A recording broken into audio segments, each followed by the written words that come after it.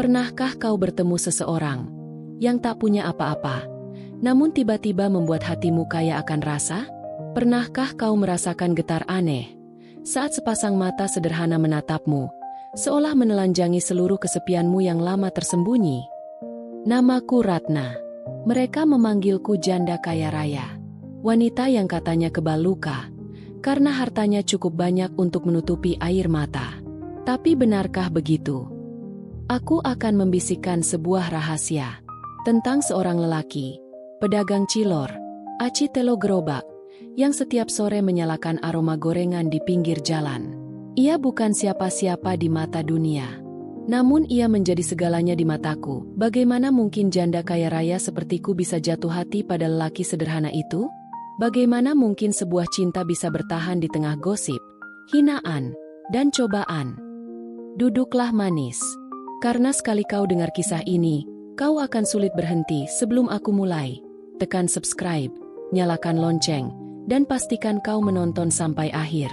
Karena cinta ini akan membuatmu percaya bahwa takdir punya selera humor sekaligus selera indah. Aku tidak sedang mencari cinta. Setelah kepergian suamiku 2 tahun lalu, aku merasa cukup.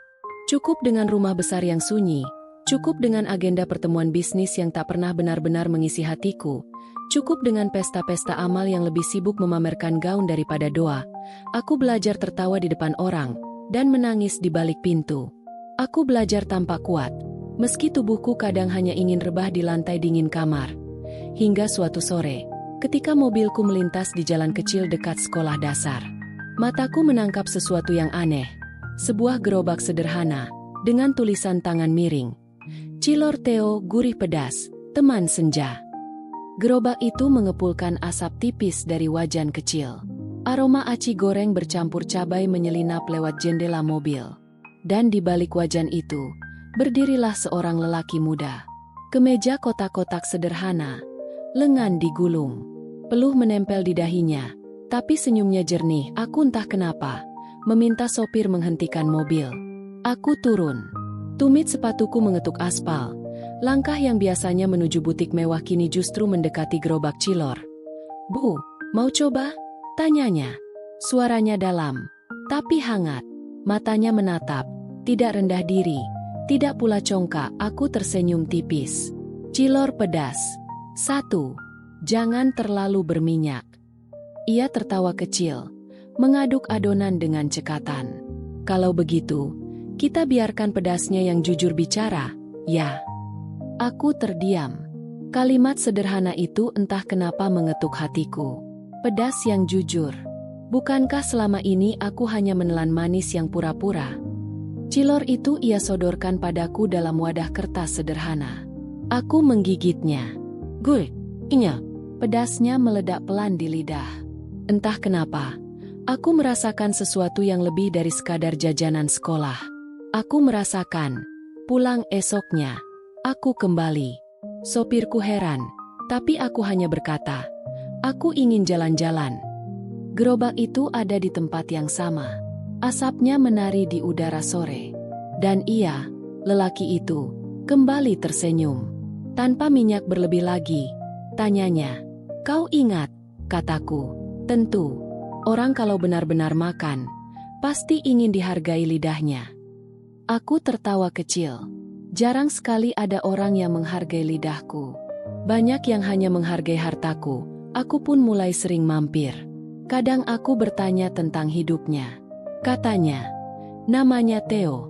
Ayahnya sudah lama tiada. Ibunya sakit-sakitan di kampung. Ia merantau, mendorong gerobak dari gang ke gang, berharap bisa menabung untuk biaya obat. "Kenapa jualan cilor?" tanyaku sekali waktu. Ia menatap wajan, lalu berkata, "Karena sederhana. Aci, telur, sedikit bumbu. Tapi kalau dibuat dengan hati, orang bisa tersenyum. Saya ingin orang pulang dengan senyum, meski hanya karena cilor Rp1.000." Kalimat itu sederhana, tapi aku merasa disentuh lebih dalam daripada semua kalimat manis dari lelaki-lelaki berdasi yang pernah mendekatiku. Tentu, orang-orang mulai memperhatikan. Satpam komplek bertanya, "Bu Ratna, sering beli cilor sekarang?" Asisten rumah tangga tersenyum-senyum. Bahkan keponakanku sempat memotret diam-diam, lalu mengunggah dengan tulisan, "Rich Auntie X Cilorbe." Wajah tersenyum dengan mulut terbuka dan mata menyipit api. Aku hanya tersenyum pahit. Dunia ini terlalu cepat memberi label. Terlalu malas memahami bahwa di balik setiap tawa, ada cerita yang serius. Suatu sore, aku melihat Theo tergesa menutup gerobak. Aku mendekat. "Kenapa buru-buru?" "Ibu saya," katanya semakin lemah. "Saya harus pulang kampung. Mungkin beberapa hari tak jualan." Ada rasa perih di dada. Seakan tiba-tiba aku kehilangan sesuatu yang bahkan belum sepenuhnya kumiliki. Aku ingin berkata, "Jangan pergi." Tapi aku hanya bisa berbisik, "Semoga ibumu segera pulih." Ia menatapku. Mata itu penuh terima kasih. "Terima kasih, Bu Ratna." Itu pertama kalinya ia menyebut namaku. Dan malam itu, aku tidak bisa tidur. Suara panggilannya terus berputar di kepalaku, seperti lagu yang enggan berhenti. Hari-hari terasa panjang tanpa asap gorengan di sore jalan itu. Aku menunggu, menatap kosong ke arah tempat biasanya gerobak parkir. Dan aku sadar, aku bukan lagi sekadar pembeli. Aku sudah menjadi seseorang yang menunggu. Hingga seminggu kemudian, ia kembali. Lebih kurus, tapi senyumnya sama. "Ibu saya membaik," katanya. Aku hampir ingin menangis mendengarnya. Tapi aku menahan. Aku hanya menjawab, "Kalau begitu, buatkan aku cilor pedas paling jujur hari ini." Ia tertawa. Dan di tengah asap wajan yang menari, aku tahu, cintaku mulai tumbuh. Orang bilang, gosip adalah api yang lahir dari asap, meski tak ada kayu yang benar-benar terbakar. Dan aku, Ratna, janda kaya raya yang mulai membeli senyum dari seorang pedagang cilor gerobak, tiba-tiba menjadi bara utama di antara lidah-lidah yang tak kenal tidur, lidah yang lebih tajam dari pisau. Hari-hari setelah Theo kembali, aku merasa soreku kembali bernyawa. Gerobaknya lagi-lagi menyalakan aroma aci dan cabai di udara. Dan aku, tanpa malu lagi, berdiri di sana, memesan dengan hati yang kian tak bisa disembunyikan. Tapi tentu saja, kota kecil ini tidak buta. Orang-orang mulai berbicara. "Bu Ratna? Masa iya? Janda kaya raya itu sekarang pacaran sama tukang cilor? Ah, jangan-jangan hanya mainan sebentar." Kalau serius, sungguh, dunia ini sudah gila. Aku mendengar sebagian. Sisanya hanya kudengar dari tatapan.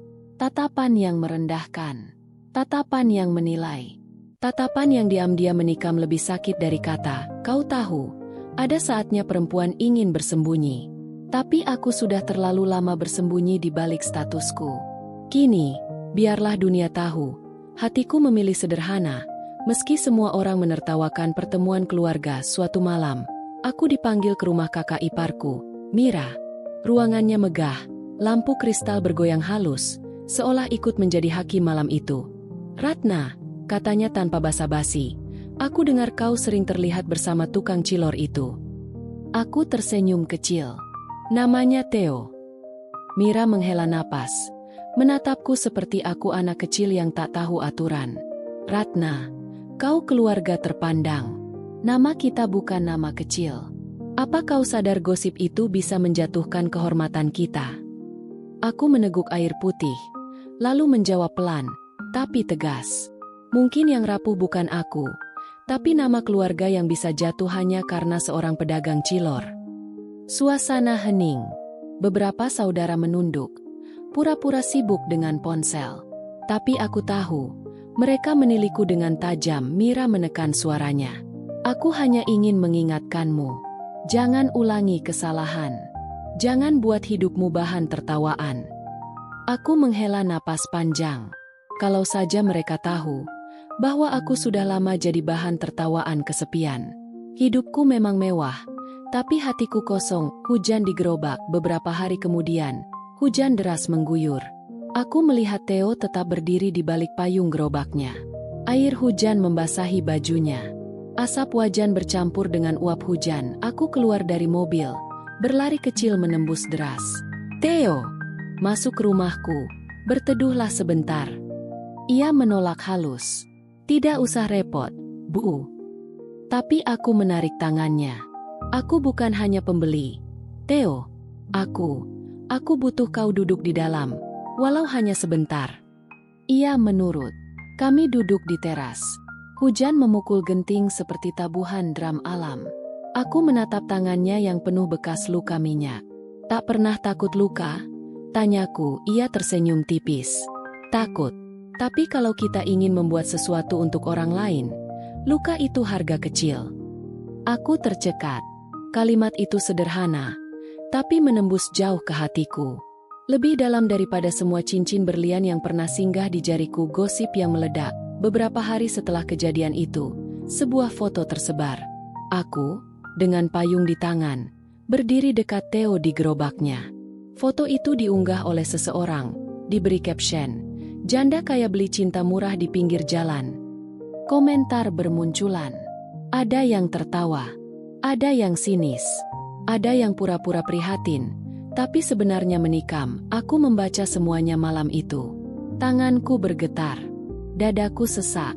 Aku ingin marah, tapi yang muncul justru rasa takut. Takut membuat Theo jadi sasaran hinaan. Keesokan harinya aku menemui Theo. Kalau kau mau, kau bisa pergi, pindah jualan.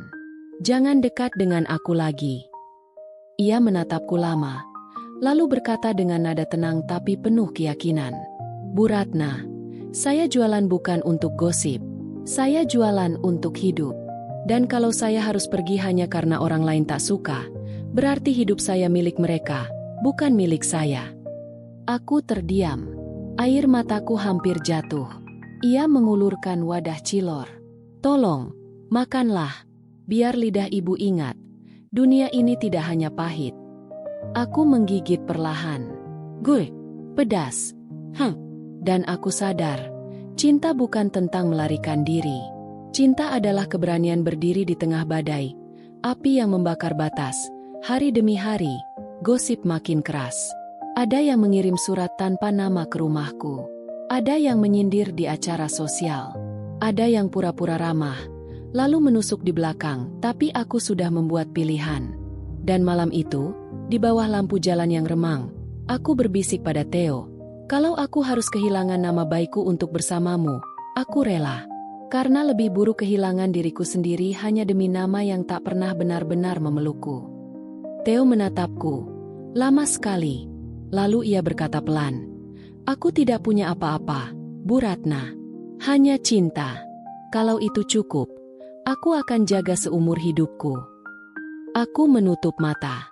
Air mataku jatuh. Tapi kali ini bukan karena luka, melainkan karena untuk pertama kalinya aku merasa dipilih bukan karena harta, melainkan karena hati. Ada saat di mana cinta harus melewati minyak panas bernama kenyataan.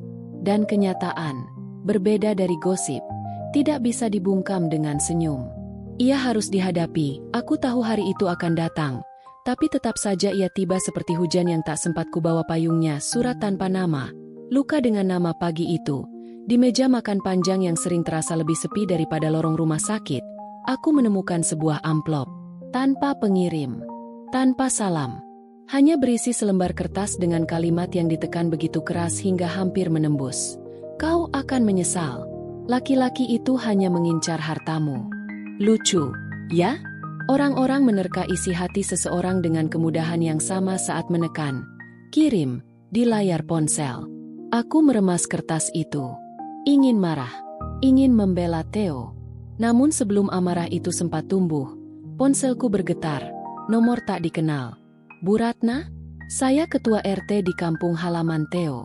Hati-hati, ada kerabat jauh yang lagi ramai bercerita kalau Theo sebentar lagi jadi jalan tol menuju harta ibu." Aku mengucapkan terima kasih sopan. Kututup telepon. Dada terasa dingin. Kau tahu perasaan itu, ketika kau mempercayai seseorang, lalu dunia menumpahkan kerikil ke dalam sepatumu. Siang itu, aku mendatangi gerobak Theo. Asap wajan menari, pedas bersiul di udara. "Theo," kataku pelan, "ada yang menuduhmu mendekatiku hanya karena hartaku." Ia menatapku, lama, dengan mata yang tidak berlari, tidak mencari sudut aman. "Kalau itu yang ibu percaya, saya akan pergi sekarang juga. katanya tenang. Aku tidak percaya, jawabku cepat. Tapi aku ingin mendengar suaramu menolak tuduhan itu, agar hatiku punya pegangan. Ia meletakkan spatula, mematikan kompor kecil. Tangan keras itu menyentuh gerobak, seolah menenangkan sahabat. Bu Ratna, ia bicara pelan sekali. Saya mencintai ibu karena ibu yang haus dan berani mengakuinya. Harta ibu tidak bisa memadamkan haus itu, hanya kejujuran yang bisa. Kalau suatu hari kita bersama, biarkan saya tetap mendorong gerobak ini. Biar semua orang tahu, saya tidak datang untuk mengambil, saya datang untuk ikut mengangkat.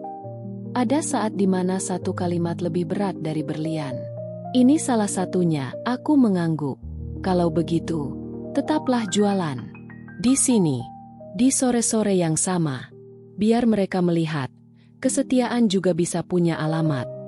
Ketika wajan meledak, cinta diuji bukan hanya oleh mulut orang, tetapi juga oleh kebetulan yang buruk. Sore itu, hujan mendung seperti sepotong kain abu menggantung di langit. Theo menyalakan kompor. Seorang remaja, ceroboh dan terburu-buru, menyenggol tabung gas kecil. Api memercik, minyak memuncrat. Terdengar PSSST, wajan bergetar, dan sekejap suasana jadi panik. Aku berlari dari mobil. Theo! Ia mendorong remaja itu menjauh, menutup api dengan kain basah. Api padam, tapi minyak panas sudah sempat memeluk pergelangan tangannya. Kulit memerah, melepuh kecil. Aku meraih tangannya. Ke rumah. Sekarang. Di teras, asistenku sigap mengambil salep. Aku meniup perlahan luka itu. Gerakan kecil yang seketika membuat rumah besar ini terasa seperti pondok yang hangat. Theo meringis, lalu tersenyum tipis. Maaf, Bu. Saya ceroboh. Aku menggeleng. Kau berani. Itu beda. Di momen laiklah kata-kata tidak perlu terlalu banyak. Ada jeda yang berkata lebih jujur. Caraku menahan tangannya agar tidak bergetar. Caranya menahan rasa perih supaya aku tidak ikut sakit. Hujan turun. Butirnya menggantung di daun kamboja seperti air mata yang akhirnya diizinkan tinggal sebentar. Theo, bisikku, kalau hari ini alasanmu tinggal adalah cilor, biarkan besok alasannya aku. Ia menatapku, wajahnya setengah tak percaya, setengah takut bahagia. Aku belum apa-apa, Bu. Kau sudah banyak, potongku lembut. Kau berani jujur. Dunia kekurangan orang seperti itu. Meja yang pernah dingin, keputusan seindah itu akan selalu menyalakan reaksi berantai. Malam besoknya, keluarga berkumpul lagi, kali ini di rumahku. Mira, kakak iparku, duduk dengan punggung setegak aturan. Ratna, ia membuka dengan nada rapat kerja. Jika kau bersikeras, kami minta jaminan. Perjanjian pranikah. Perlindungan aset. Kita tidak bisa dungu hanya karena kau sedang jatuh cinta. Aku menatap meja makan besar peninggalan suamiku. Meja ini pernah terasa dingin. Tak ada tawa. Malam itu, ia kembali dingin. Namun aku telah berubah. Aku tidak menolak melindungi aset. Jawabku tenang. Tapi jangan seolah-olah Theo datang membawa palu untuk memecahkan brankas. Ia datang membawa wajan, bukan belati. Seseorang dari seberang meja menyindir. Wajan pun bisa memecahkan kaca. Aku tersenyum. Benar.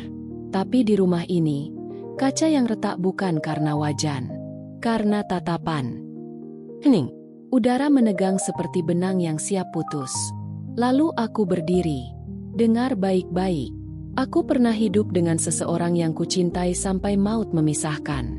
Aku tahu rasanya kehilangan. Maka sekarang, kalaupun aku harus kalah dari gosip, biarlah. Asal aku tidak lagi kalah dari diriku sendiri. Malam itu bukan malam kemenangan.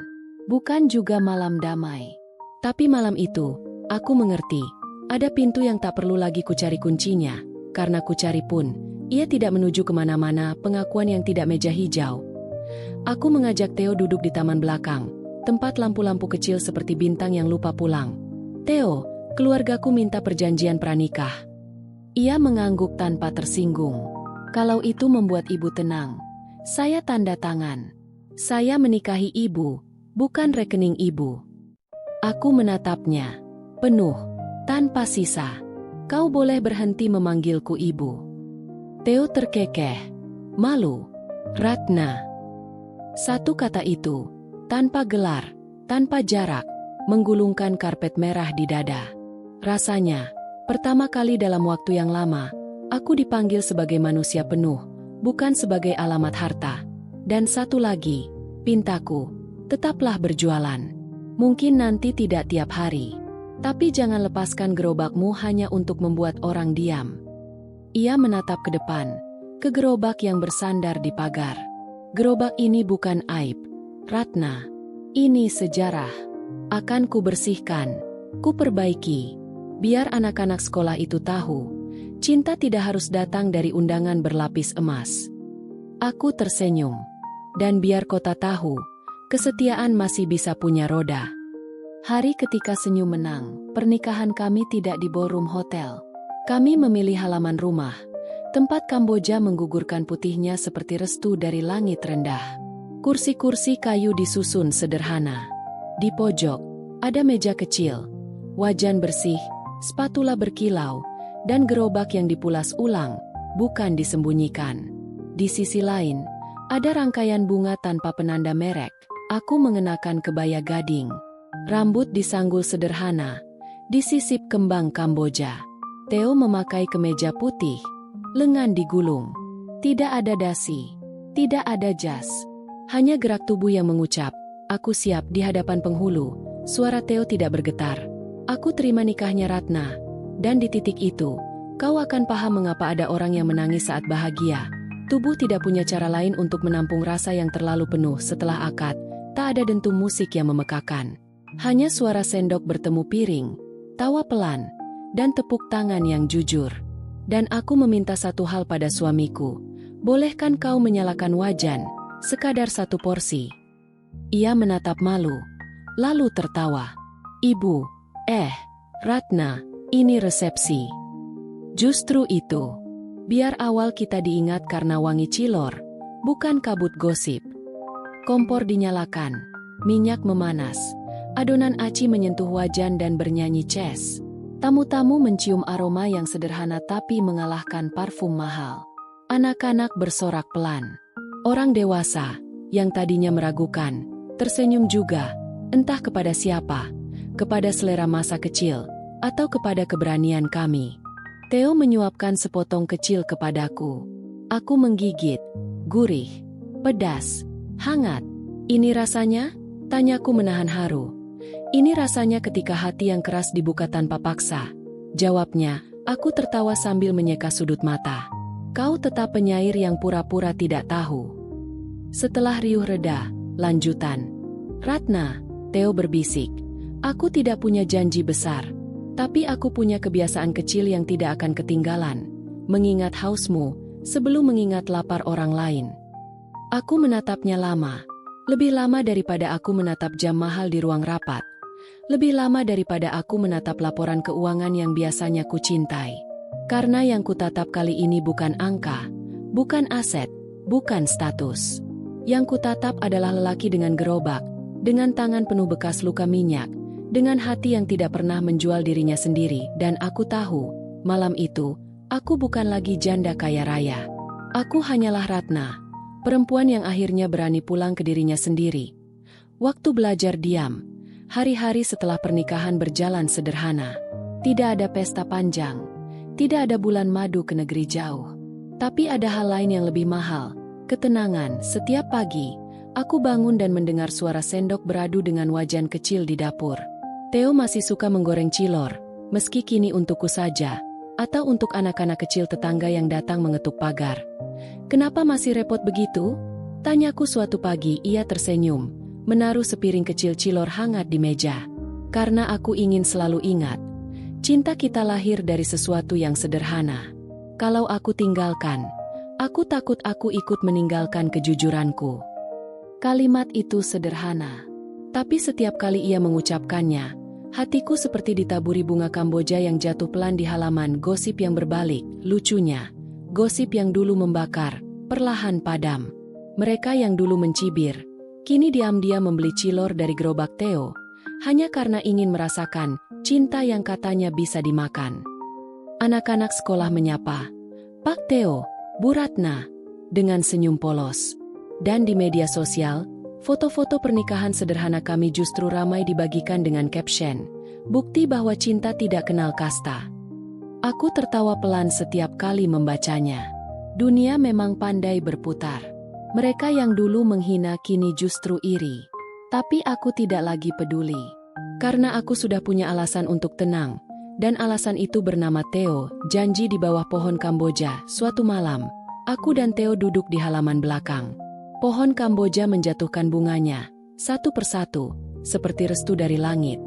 "Apa kau bahagia, Ratna?" tanya Theo tiba-tiba. Aku menoleh, menatap matanya yang jujur. "Aku lebih dari bahagia. Aku pulih." Ia terdiam sebentar, lalu berkata, "Aku tahu aku bukan lelaki yang sempurna.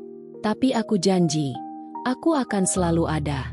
Bukan untuk memberi dunia, tapi untuk memastikan kau tidak pernah merasa sendirian lagi." Aku tersenyum, menggenggam tangannya yang hangat. Dan aku janji, aku tidak akan pernah lagi mengukur cinta dengan harta. Karena hari ini aku belajar, cinta paling mahal adalah yang bisa duduk di sampingmu, tanpa perlu kursi emas. Kami terdiam. Tapi diam itu bukan kosong. Diam itu penuh. Seperti dada yang akhirnya bisa bernapas lega. Penutup suara untukmu. Kau yang mendengarkan kisah ini, mungkin bertanya, apakah benar janda kaya raya bisa menikahi pedagang cilor gerobak? Aku jawab, ya, karena cinta tidak mengenal alamat. Ia hanya butuh keberanian untuk mengetuk pintu yang kita takut buka. Aku, Ratna, pernah kehilangan, pernah ditertawakan, pernah dihina. Tapi kini aku berdiri, bukan di balik harta, bukan di balik status, melainkan di samping lelaki yang membuatku merasa hidup kembali. Jika suatu hari kau ragu pada cinta, ingatlah aku. Ingatlah Ratna. Ingatlah Theo. Ingatlah bahwa kadang, aroma sederhana dari gerobak di pinggir jalan bisa lebih kuat daripada parfum yang kau beli di butik mahal. Dan biarkan aku berbisik terakhir kali malam ini. Cinta sejati tidak selalu datang dengan undangan berlapis emas. Kadang ia datang dengan sebatang tusuk sate cilor yang masih hangat di telapak tanganmu.